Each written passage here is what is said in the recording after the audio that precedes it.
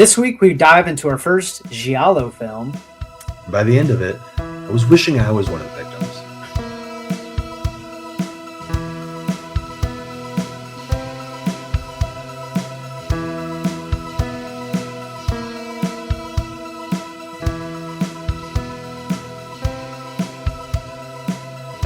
Welcome to our podcast. I'm Brett Hayes. And I am Steven with a PH. Welcome to the 10th episode of Horror and the Hater, the big 1-0. We made it to double digits, y'all. We're doing it. We got a banger for you in case you haven't caught up to our 4 subscribers. We switched the format a little bit, so we're only doing one movie per episode because we talk a lot now, and so these movies got a lot of meat on the bone, and we got a lot to say about them. What are we talking about, Brett? Today we're diving into Tenebrae. It's a Giallo film. Were you familiar with Giallo films before? I thought that was like an ice cream thing that you get. Ah, yes. Gelato films. Yes. Yeah, so Giallo films it's a subgenre of horror. It's Italian murder mysteries. They're usually pretty violent and they're a little off kilter. But This is directed by Dario Argento, who is hailed for his work in the Giallo subgenre of horror. I'm going to go with my notable actor as Daria Nicolodi, who worked mostly in Italian cinema and was either married or just a partner of Dario Argento.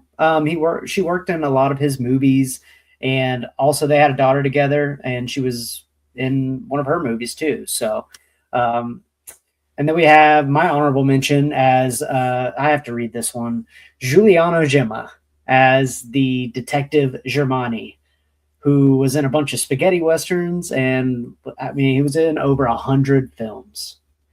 And you do not like Detective Germani.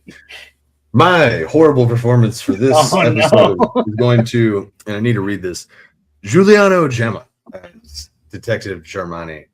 This dude was terrible. Every time he was on the screen, I was just like, why do we have this guy again? And it didn't help that they dubbed this movie, which for no reason at all, they dubbed this movie. So when I read into it, it was that it was cheaper for them to dub it than to buy like good audio equipment for the movie. God. So that was why we had this. Okay. You gotta lay off. Freaking me out. I was like, wait a second. They're all speaking English. This is like their mouths are saying the words, but they're not saying them on time. Is this just an audio issue? Like, I mean, I know what that's about, but it was just perfect at some points where you'd like focus in on it and then they say it perfectly and you're like, okay. And then the next line was like kind of messed up and you're like, I got you. Yeah. By 15 minutes in, I was just like, okay, I can't do this anymore. Right. There's got to be way worse things about this film. There were. I just don't think Giuliano Gemma was bad.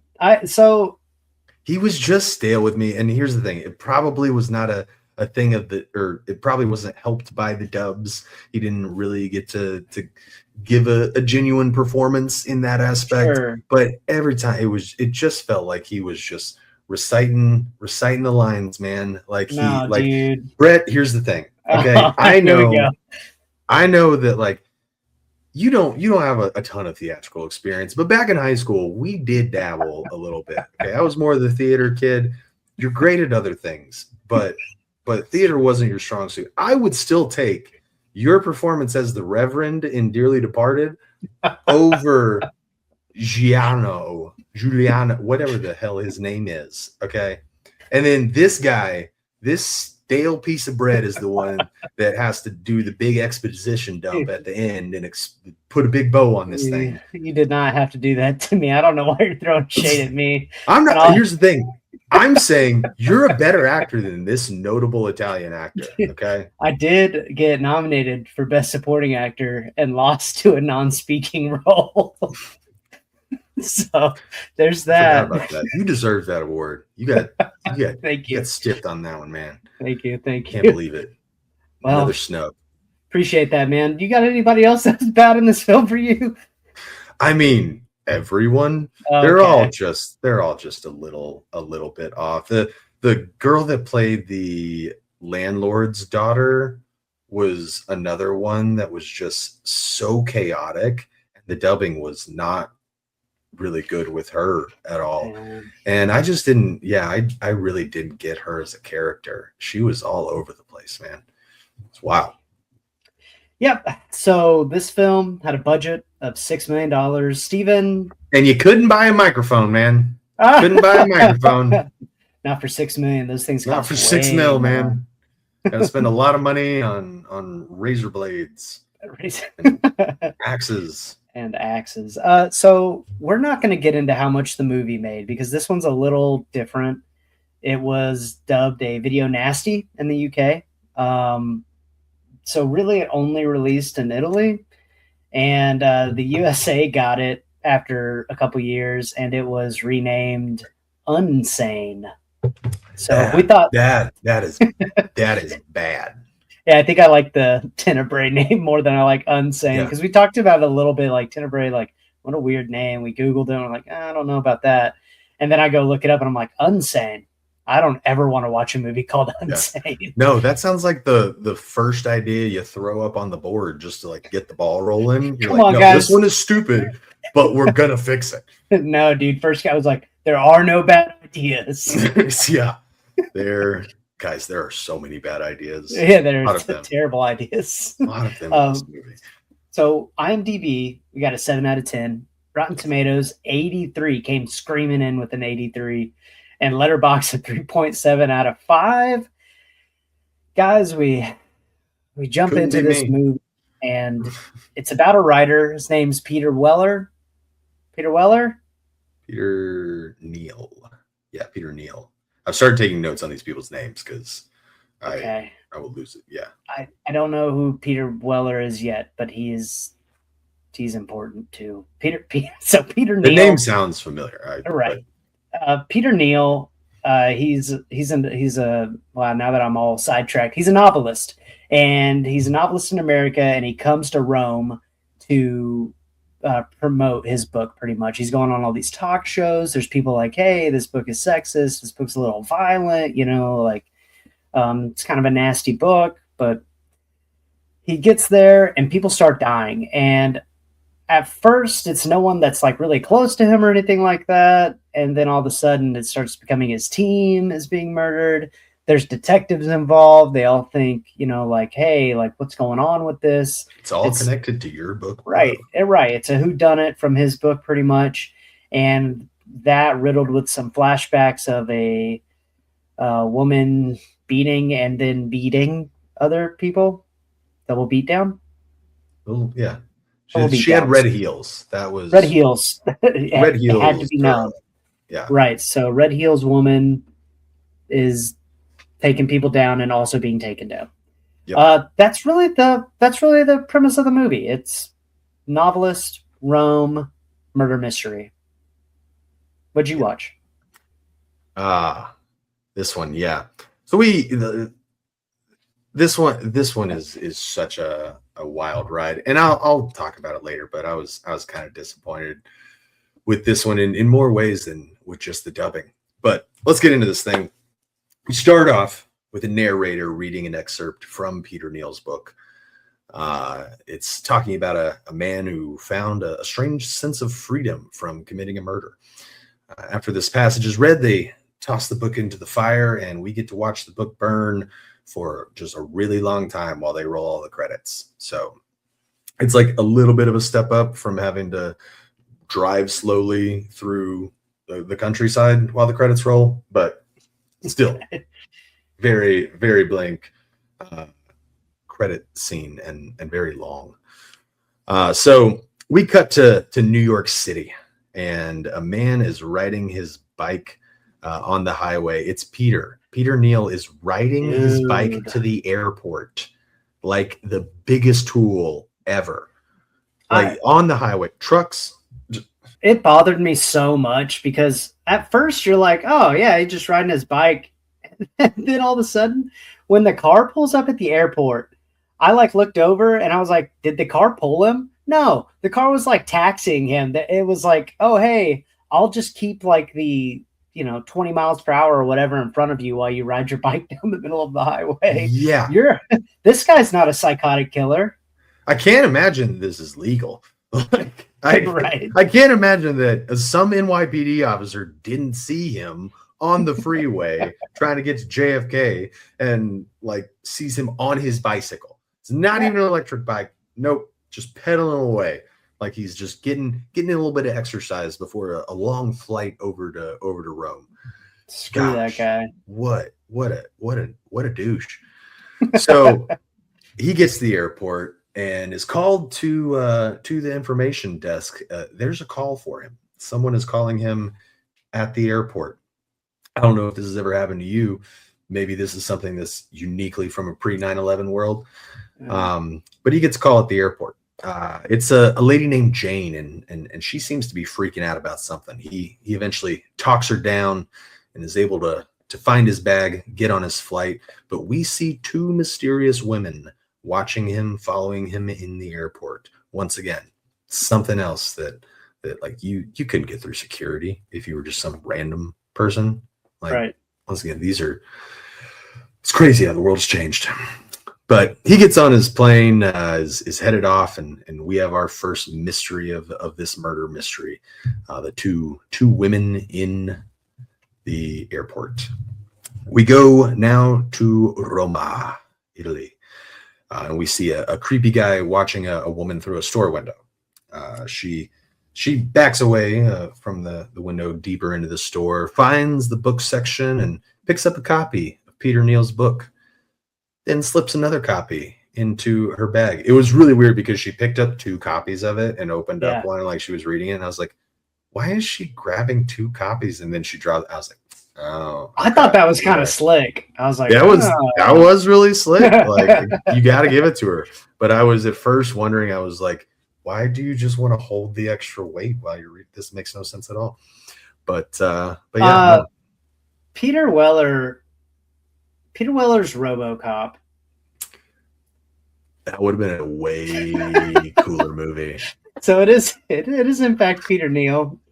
Okay. But this movie would have been way better with RoboCop. Dang. Okay. All right. Well, so not RoboCop. It's right, going around. Anyway, so we watched this woman try to steal a book, but the shopkeeper, he's on her. He's not having it.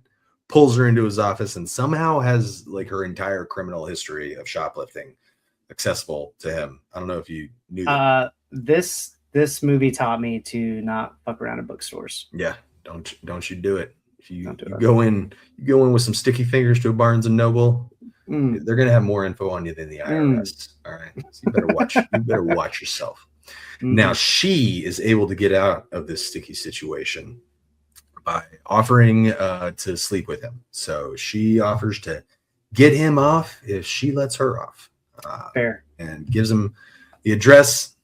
Goes home to await this little rendezvous. If she even gave him the right address. I mean, come on, right. This is the rookie mistake. She heads back to her apartment. As she is trying to get in the gate, she's attacked by a bum. She's able to kick him in the nuts, get away, get inside before he is able to catch up to her. She's honestly a little bit freaked out. Says hi to a friend outside the window and tries to make a phone call, but the phone is dead. Suddenly, the bum is at the window again, startles her back. And then as she falls back, a gloved hand slips over her mouth and pulls her further back into the apartment. Slammed against the wall, straight razor to the neck. And all of a sudden, we see pages of Peter Neal's book being ripped out and shoved into her mouth one by one, by one, by one. By one. They do like a lot of cuts.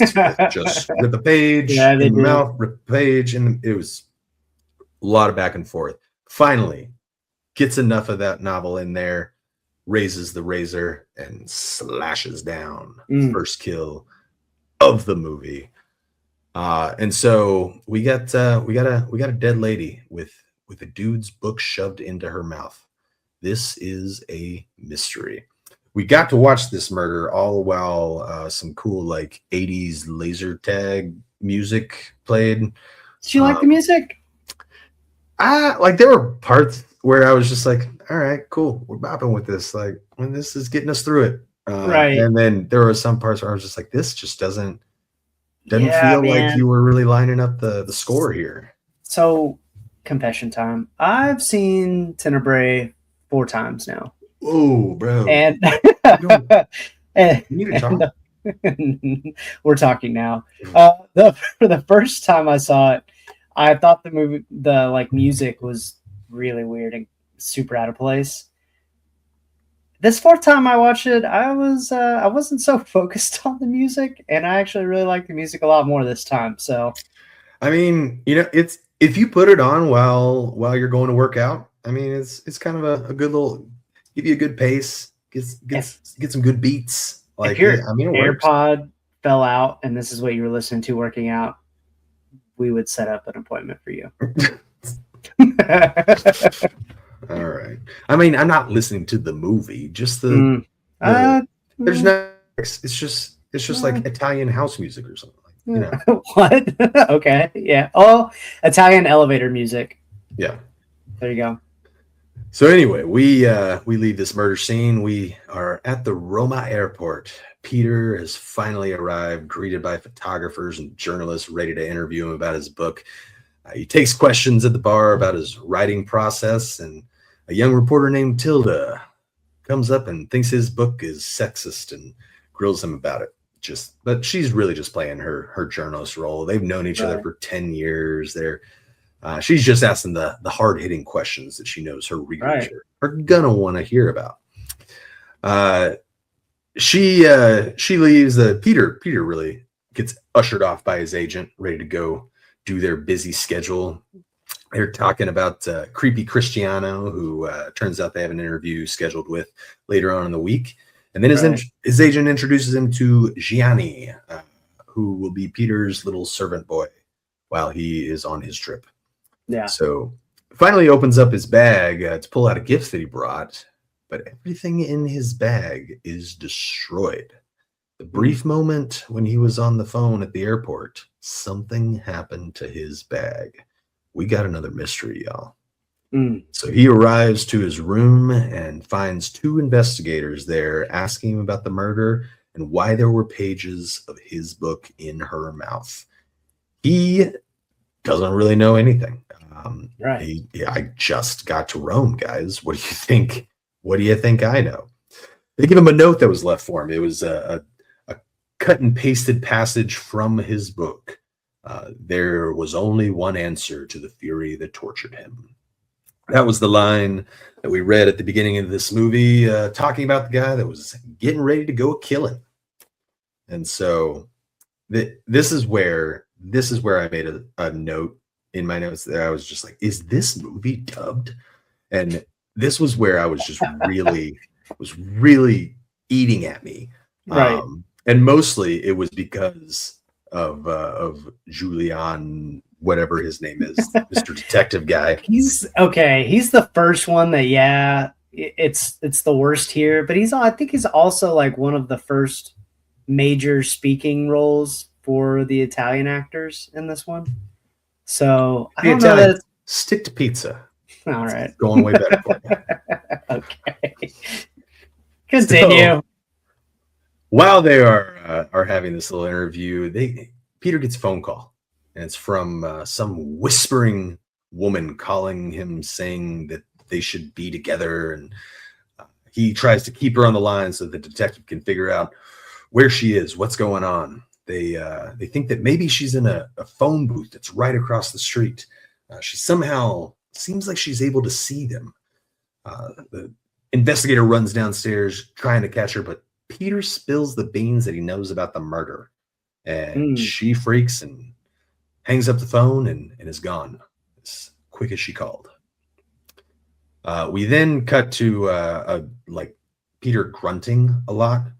He's a lot of grunting, and then we're in like a dream sequence where there's a woman in a hut with like 4 boys, and then she just immediately gets naked on the beach, and like gets on her knees, just ready to get gangbanged. Apparently, one of the boys, for some reason, slaps her in the face.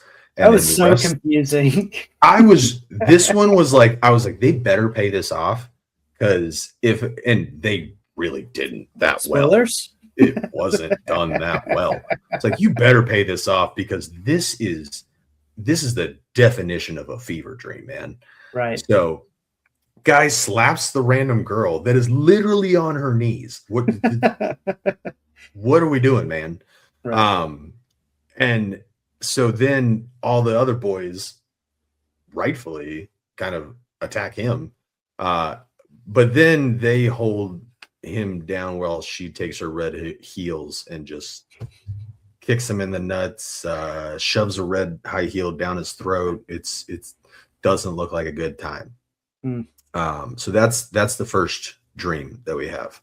Right. Cut out of the dream, and we are back with Tilda, the reporter, and her super slutty friend that is wearing like a napkin as a top. It keeps coming off, and it's see-through.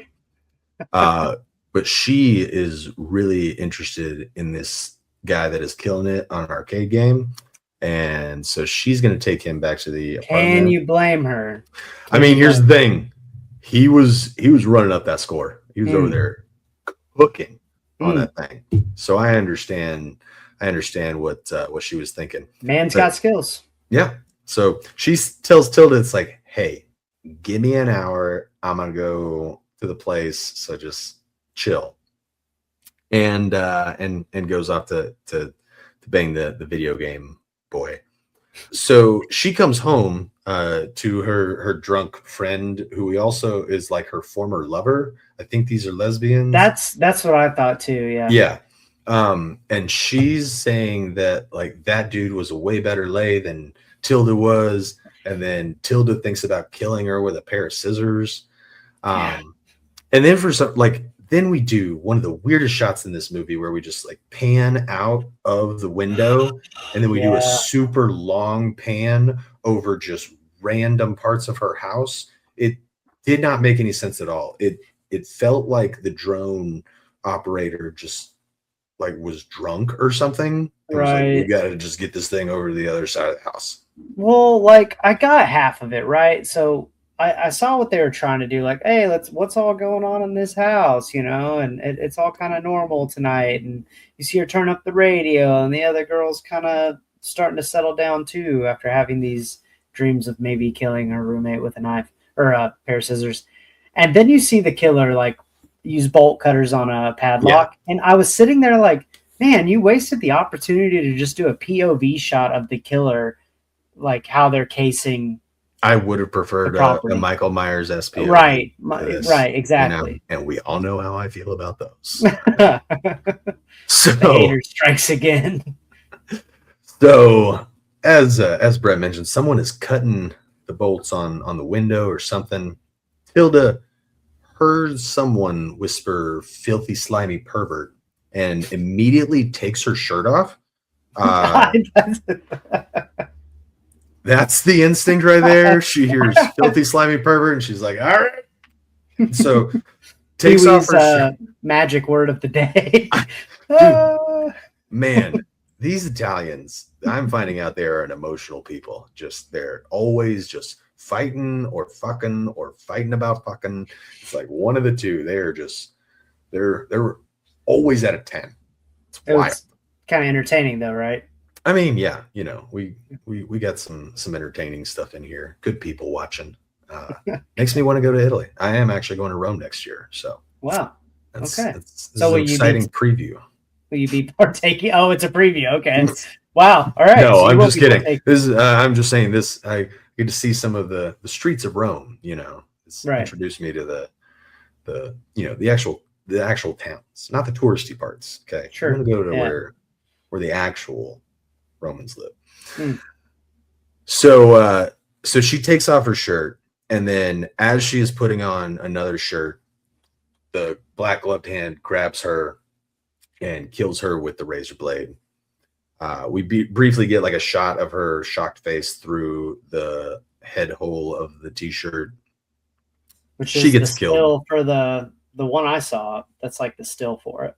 Oh, okay. All right. So he obviously he had a plan to use that as the thumbnail. So she's dead. Her girlfriend goes in to check on her and also gets killed by the razors. So someone is developing the photos of the crime scene, or all the crime scenes, and it's not the cops that are doing it. This is someone else that is taking these photos as a sick trophy of their conquests.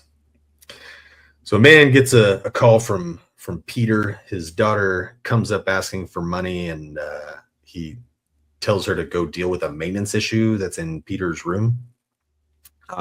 This was my introduction to the landlord's daughter, and it was like, what is her character? I don't understand. Yeah. Nothing about her makes sense. She's at one minute she's running off with Gianni, the next minute she's on some random dude's moped. What's happening here?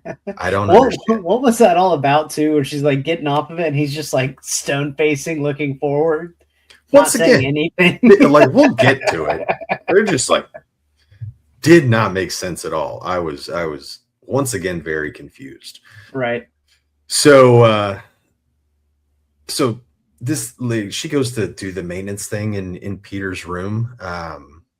After she arrives, the killer slips another letter under the door.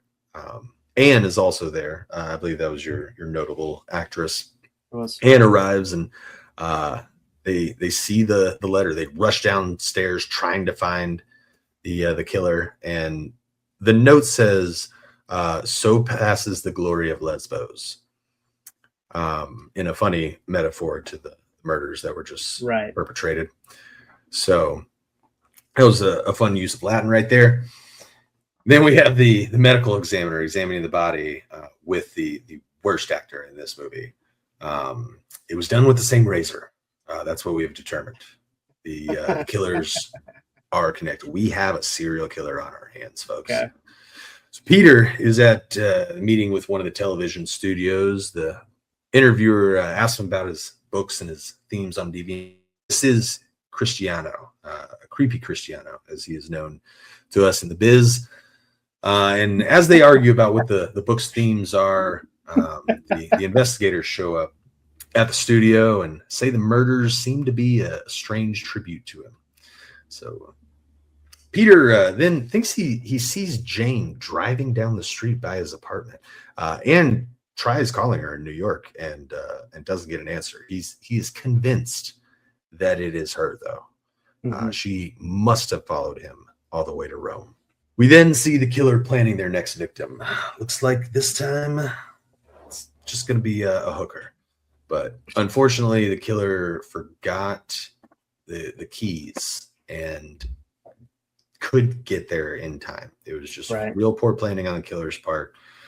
Gonna have to reset. So cut to landlord's daughter, Maria, I think. She's getting dropped off on a random street corner by a dude on a bike. So once again, when we last saw her, she was running off with Gianni, probably going to do canoodling type things. They're looking pretty pumped about getting to hang out with each other. Right. And then the next thing we know, she's on a moped with some other dude. It's not Gianni. I haven't seen him on a moped this whole time. He just drops her off on a street corner, and then she gets into a beef with like this big dog. Just out of nowhere, this dog is wanting blood. Yeah. And so dog jumps fence, chases her. We go through a really long chase scene with this one, actually. We have several different, we keep getting progressively larger and larger fences that they have to jump. And so you get to see, it's like, oh, hey, we're going to do a little retaining wall. We're going to jump over that. And it's like, this is actually like a fence that we have to go. Oh, there's a taller fence. And like on the third one, we literally, the camera goes up, the dog runs up to the fence. It like sniffs around for a little bit. And then it runs back and we pan back and we watch the dog go and jump the fence. So good. It was just a wild sequence. This chase scene, though, has led her into the backyard of some lavish house. There's Okay. a beautiful pool. The place looks immaculate, and she is asking around, calling out for anyone to help her out, because this dog has already gotten a little taste for her, Hmm. and he wants some more. So the dog shows back up, attacks her. She opens the door that the killer came out of earlier. This was the door that the killer left their keys in, that they had to go back for, that kept them from killing the hooker. We're starting to put it together as the Oh audience yeah. now. We're on the trail. So she stumbles into that door, is able to lock the dog out of it, uh, and descends downstairs into a basement where she finds all the developed photos of the murder victims. She then the dog is like still on the hunt for this girl. Like, it is kind of wild. Like, he's Yeah. going around to windows, he's searching, trying to get to this girl. So Maria's like, we got to get out of here. Grabs a bunch of the evidence, tries to find a way out. Walks upstairs, and she is in a large mansion. Like, this Mhm. place is luxurious. Okay. Like, somebody important, somebody Okay. that's balling lives here. All right. She tries to find a phone, tries calling someone, but the killer finds her, chases her into the backyard. Suddenly it's dark outside. Like, I don't know how long she's been here, but like, What it was got it dark real during quick. the dog chase? No, it was like, I mean, maybe it was kind of close to twilight. I don't know how Okay. quickly the sun went down, but yeah, she exits, and now it's dark outside.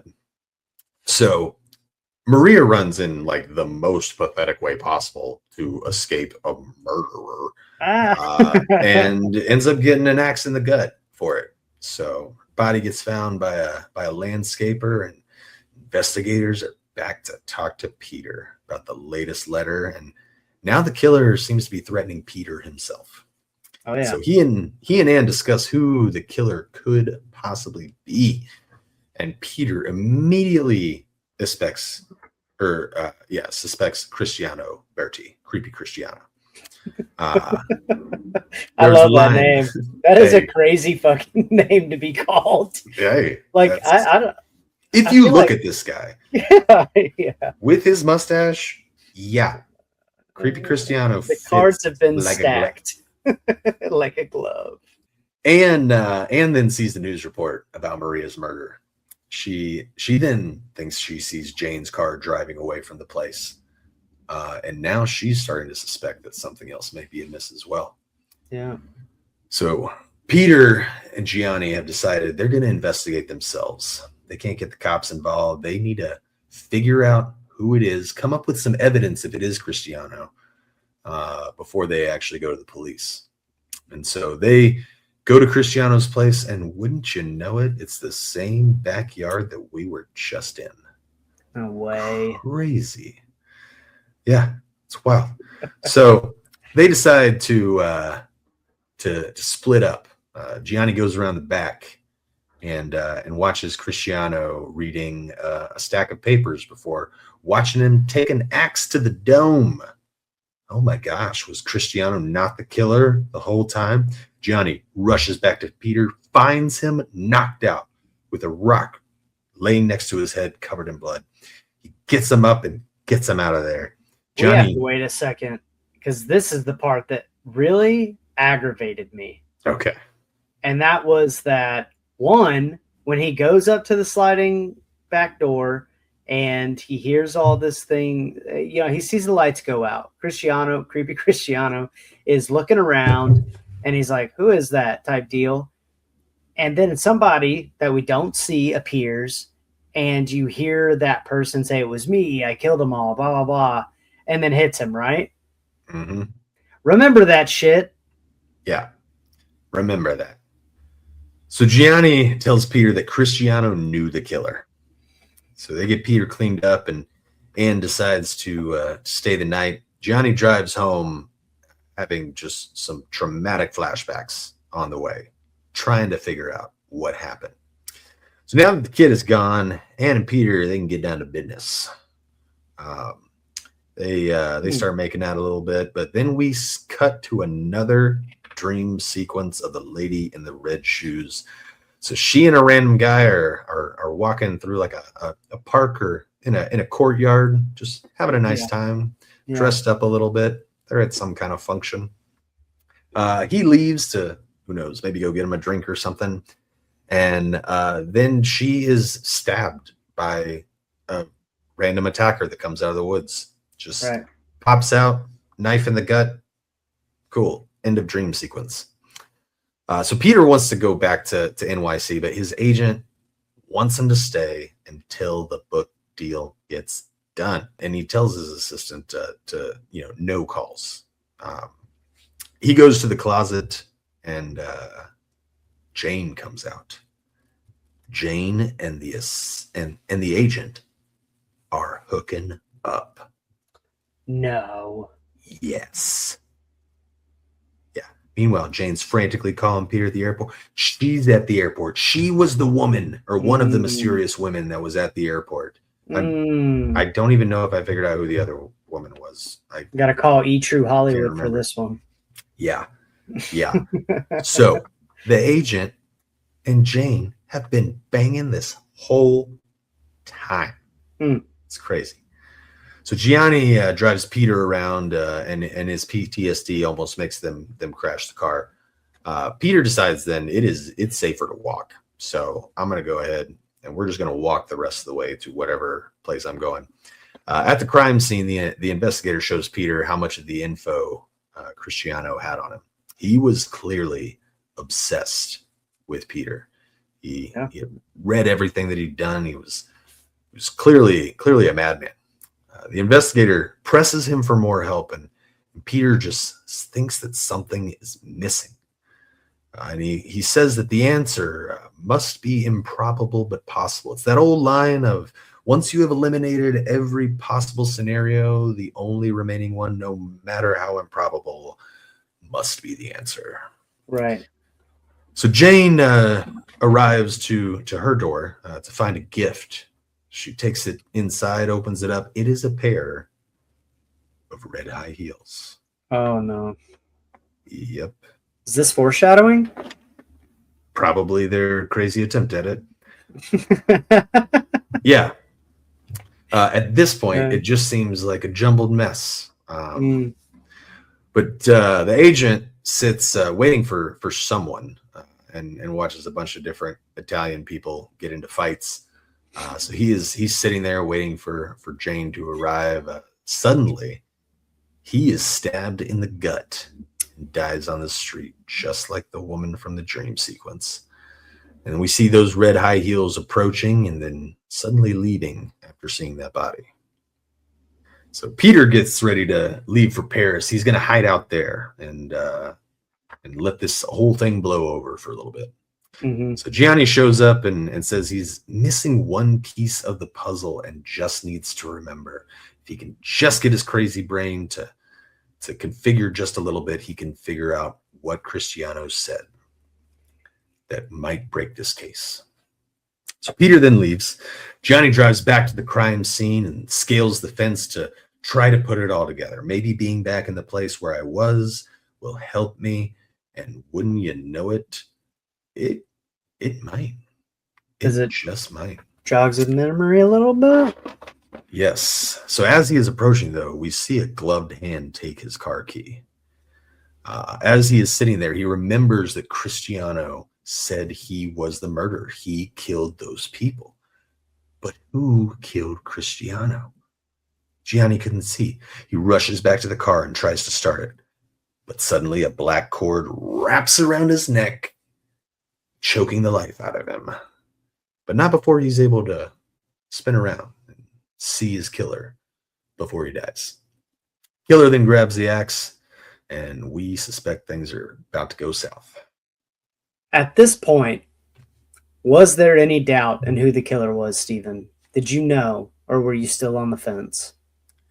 At this point, like, I think I still had like a couple options, but I kind of I kind of figured. I was and when I tell you I was mad about this, I was legitimately mad because, look, the issue I had with it is we watched it in real time. He hadn't seen anything before that, right? Usually when something like really traumatic happens to you, it's the next like time period that you don't remember. You don't remember what's going on. Things do get jumbled up for sure. But to just see the only person that you can recognize in the room and then decide that they have a completely like off conversation with someone else and it's the other person saying it, not the only person you can see. You don't think he said anything. You're just like, huh, what happened? Because he went back thinking that maybe he said a name or something like that. There's something missing. Not that he misremembered anything. He's just like, I don't remember what happened before that or what happened during.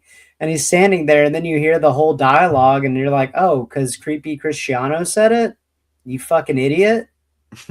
Yeah. I hate that guy. I hate that they did that. That really bothered me. Yeah, it's just it's so wild the choices they make in this movie. It's such a cheap way for a whodunit. You already have us on the fence. We're nearing the end of the movie. Yeah, like we don't need to do these cheap tricks. Come on. No. So we go we go to Jane and she calls Anne back finally and tells her that she has gone crazy. It's like there's two people inside her, and she asked to meet up to explain. Back at the police station, more Italians are fighting. Flashback to Jane somehow has like brought with her or acquired a handgun in Italy. And she sits just waiting for Anne with the gun pointed at the door. When suddenly a window bursts open, she kind of completely ignores it and then goes back to pointing her gun at the door and then gets her arm chopped off through the window in simultaneously like their best and worst death of the movie. Yeah, that was a weird one because right when it happened, I was like, "Oh shit!" And then they showed they pan back to the arm, and they pan back to the arm, and it's just like an arm. And it's another like, Spirit Halloween decoration with a gun in it, and that's the other thing about these movies where it's just I understand the technological limitations of the time. Special effects are not as good. And you can see what it looks like when you edit it. Yeah. You can see what it looks like. Maybe do the cuts a little bit quicker. Maybe don't like show the table and then just like plop the arm down onto the table and then really focus in on her for a little bit. It felt very like something cheap. SNL would do. Yeah. Like it literally felt like a gag. Light it. It was already dark in there when it happened, and then for some reason that's the lightest scene of this whole act. It's like you're like whole, why? Well, I mean, like the whole room it's like a big white room, right? And just really bright in there, and then you get the best view of this kill as he's just going after her with that axe. Yeah. So yeah, axes and straight razors, man. That's how they get down. Yep. We then cut to a quick little dream of a Red Heels girl getting stabbed and having her shoes stolen. Cut back to the lady cop arriving at the house, and she is hit with an axe immediately after getting there. Yeah. It was Peter the whole time. The investigator walks in to find Peter over the dead body, and he says, I didn't know. I didn't know who she was. The inspectors put it together, though. Yeah. Cristiano was the real killer. But killing him, he could use as cover for murdering his fiancée and his agent for having an affair. He's got it all wrapped up, man. Mm-hmm. Because he's the great detective, Steven. Yeah. And my honorable mention. Right. Before he can be put in cuffs, though, Peter cuts his own throat with the razor. Just in a real gruesome scene. He can't take it anymore. He slashes it across his throat and collapses to the floor. That was probably the best one. that was a good one. So Anne has one of the. I know she's your. She had one of the worst acted emotional breakdowns in the back Ah, of that car that I've ever well, seen. Once again, it might have been the dubbing well, because we got a dubbing fucking tears too. But yeah, no, she has a horrible emotional breakdown. The detective, uh, he had gotten a call from Interpol telling him that a girl that Peter knew when he was growing up was brutally killed, and that Peter was accused when he was young. And it turns out the Red Heels girl that was the girl that Peter probably killed. And he's carried that demon with him this entire time and has used it in his writing. So yeah, we get this really bland exposition dump about what actually happened. And so the investigator goes back into the house, and Peter's body is gone.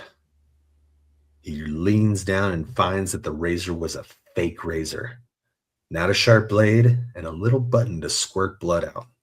mm, How could he have been so blind? And Peter is there to put an axe in his back. So yeah. All right. So this sequence is going to take a little bit to explain oh Lord, because we then get to the final thing. Anne is trying to come back in. So after the cop gets the axe, he stumbles and he knocks over this like weird modern art sculpture that's yeah, comprised of like a bunch of sharp cones, like metal, sharp, shiny cones. And this sculpture falls and it partially blocks the door. And so when Anne tries to get into the house, the door is being blocked. And so she keeps pushing. And then Peter is waiting on the other side of the door, just axe ready to freaking go. And he times it up so perfectly if this was a Final Destination movie, because when he runs up to the door, she's able to get the door pushed open, and that shoves the sculpture into Peter, and he's stabbed with one of the cones that stabs him into the wall through the gut, and he bleeds out because the cones are hollow. And then Anne screams a lot, try faking that, writer boy. and then it's the end. Yeah. So Yeah, yeah, that was that final death. I was just it's like really that's how we're gonna do it. I was just glad for it to be over. I mean, Me that's where too. we were at that last like 20 minutes.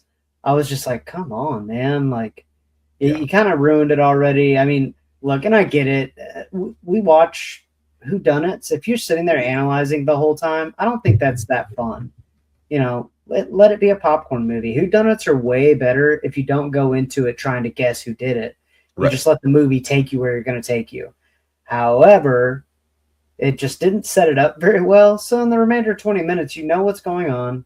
You know, I kind of thought he was going to get away with it just because somehow he's concocted it so well in the last couple kills.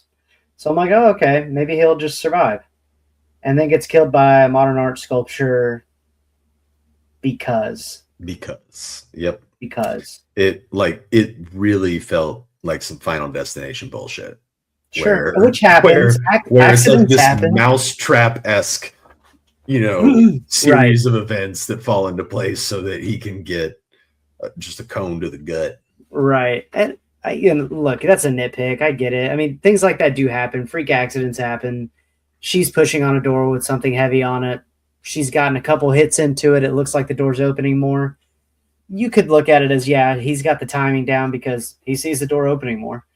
But man, it's Yeah. just not the way that I would have wanted that to happen. Yeah. No, you gotta be smarter than that. If you've already pulled out this many kills and you can't be a little bit more patient, let her get Yeah. through the door, get in the house. So I don't know. we've gone through the movie, and I think that we've definitely highlighted some dislikes. I'll give you my likes though. I do like the music. Yeah. Uh, it's a little It's a little weird because it's kind of, I wouldn't say happier. Well, it is. It's happier in some moments that just seem a little odd, but it It still kind of has reminded me that. of like Killer Clowns type Oh, vibe. it still had that underlining, like there were points uh in their songs that were kind of creepy, you know. So it did set tones at some point and stuff like that. But I liked it. I thought the music overall was fun. The gore in the movie, it's It, like when they did like the slashing when he was actually slashing people and the splatter was going places. I thought it landed exactly where they wanted to. It looked good. The initial attack with the axe on Jane's arm was good. The seeing the follow up. aftermath was not. Yeah. The cone that goes through him, it looks good. When he slashes his own throat, it looks good. So overall, I'd say the gore was done pretty well in this film. We just got to work on our props just Just a got to little work bit, on props and just a little bit. acting and sound Okay, design okay, and we'll get to some storyboarding. dislikes. And The last thing I'll say is that even though I had a problem with how the killer was unveiled, I thought it was a competent mystery movie, a competent whodunit. I sat there and I was like, okay, I was with it for most of the movie. I was kind of, I wouldn't say excited, but I did want to know what was going to happen. yeah, it was kind So of, tickling the it brain a little bit. it reeled me in. I've seen a few Giallo films, and my disclaimer is they're not my thing. Uh, this by far of what I've seen is my favorite. Yeah, and we'll have to do some first watches together. Obviously, there's a ton out there. I have not seen the most famous one, which is Suspiria, which is made by the same director, so it's probably gonna have some of the same stuff we don't like in it. But Okay. um, it is supposed to, and that's like part of a three part. I think they said it's a trilogy, Mhm. so we'll see Suspiria at some point. But dislikes, man, the dubbing is so distracting Oh, to even have to be focused on it. And I get it. I really do. After reading about it, I get it. It's the way. If you have $6 million and you're like, but we already have the best parts of the movie, and you're like, oh crap, what are you gonna do now? Not pay for sound equipment? Whatever. That's not that important. It's only the most important thing in your movie. Uh, right. Yeah. It's kind of, I mean, maybe it's second to the camera, but yeah, still. we talked about the what I wish would have been a POV shot, which was watching the tops and sides of a building for 2 minutes. Yeah. Uh, and I'll just say it again: should have been POV. That just it's insane. The killer voice, That was, yeah. not good. It's not good. Um, and then the ending, uh, when it gets like comes down to a movie like that, and you've killed both detectives, let them Like, get just away. everybody's dead. Like, Yeah, except for Anne. Like, Anne is the that's only fine. one that's still alive. You know what would have been Just, better for me if uh, she would have known that Peter did that and would have still been like cool with it. oh, I well, think that would have been even better. maybe they Like run off together to Paris. like she doesn't want anybody to die, you Yeah. know. Least of all But herself.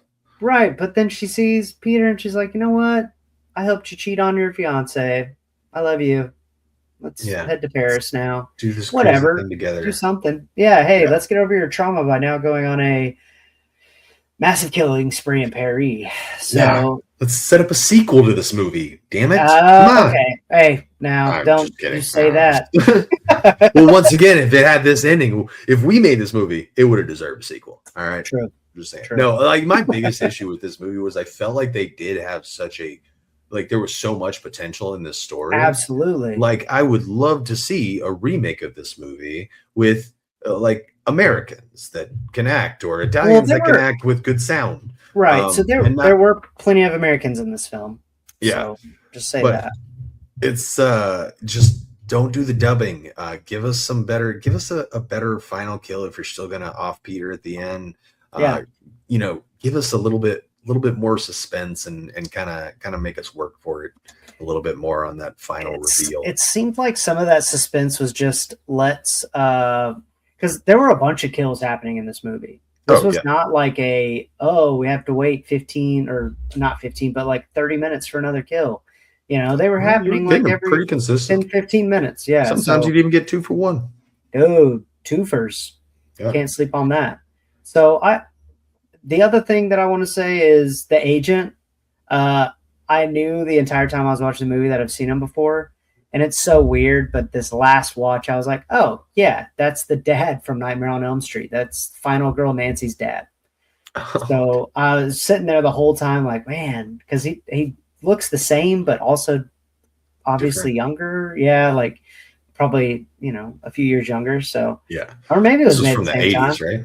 Oh, they're both from the 80s, Nightmare on Elm Street but I don't remember. I think Elm Street might be, oh man, if I say it, I'm going to get fucking cooked. I'm going to say like 84 is where I'm going with Nightmare on Elm Street. All right. Let us know in the comments how cooked Britt is. Or don't. Just be like, hey man, people make mistakes. We need the engagement, man. We're on 10 episodes. Comment down below. I will say, even though it was rough in some parts and I did want it to end, this movie to me, 2.5 stars. I mean, I don't know what else to say about it. I wish there's so much potential in this movie. Yeah. I'm gonna be pretty close with you. I got it at 2 stars. Okay. And really, yeah, the potential of the movie, I think, is what's even pulling it up from there. Yeah, absolutely. I really had an issue with the dubs. That was a wild thing to get over. These and I maybe I just don't get it, and maybe somebody can explain it to me. Giallo films to me, and this will be only your first one, so you might not have a comment about this yet, but sometimes it just seems really nonsensical, which is a hard thing to say when you really love horror movies because there's a massive suspension of disbelief happening all of the time. But then I see a movie like this and I'm like, man, what is going on? Yeah. Like, where are we? Like, what is this person doing for my story right now? You had me, and then now we're doing something completely off and having a dialogue with each other that maybe may not make sense. I'll say in this movie, they stayed on target for the most part. I thought the script was pretty good. Actually, it was really good in the first of it, beyond the flashbacks. Yeah. I did not appreciate any of the flashbacks. They didn't. And like once again, the only payoff that you get on that is from the exposition dump that we get from the detective. That's the only payout that you get on it. Yeah. On a call wasted. That he supposedly got from Interpol. You don't get to see him getting this call.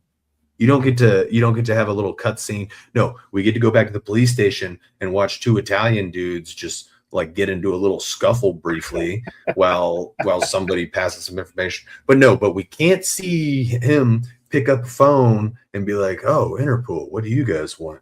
Oh, you have some info about Peter. What about Peter?" And like you could do something so simple like that, and it would just set it up a lot better. Yeah. And then you wouldn't have to have those creepy dream sequences, or you could at least get something from it. Right. I would just say cut it out. I mean, yeah, I don't need it. Yeah, it was just stupid. I mean, there are just some things that, to me, I keep reading about it. I think this is the first Dario Argento film I've seen. I'll have to relook at those other Giallo films that I've watched, but they're like, oh, like the cinematography. And cinematography? Oh, you mean the crazy drone shot that we got going all over this house? That cinematography? I know. Oh, you mean the severed arm with the gun in it that was plopped down on the table with some ketchup? We're blaming the props department right now, remember? Okay, yeah. Yeah, I don't know. But hey, I've got nothing else to say about this freaking movie, man. Yeah, I am good to wash my hands of it. Cheers to 10 episodes, though. Hey, man. Wonderful. We love it. We'll keep doing it. We've got